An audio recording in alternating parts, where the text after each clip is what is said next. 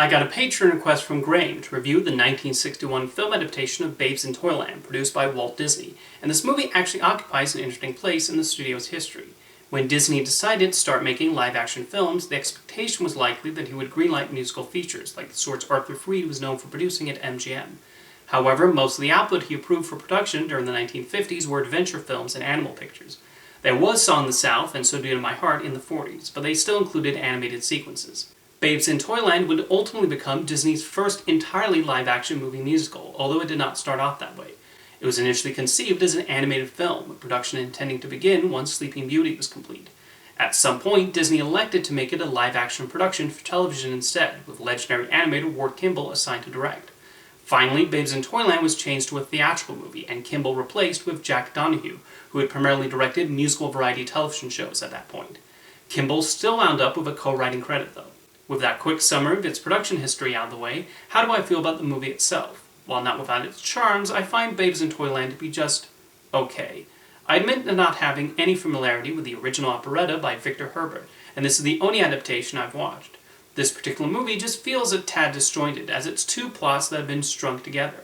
The first part involves the romantic relationship between Mary Contrary and Tom Piper, and I find it kind of a slog to sit through, since these two characters don't have much in the way of personality.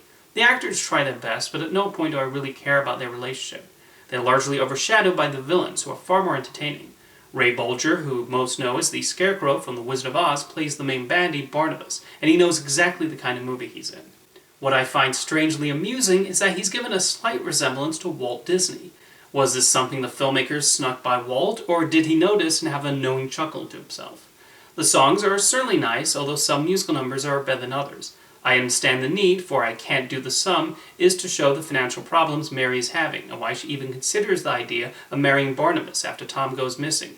But it's still strange we have a production number entirely devoted to paying the bills.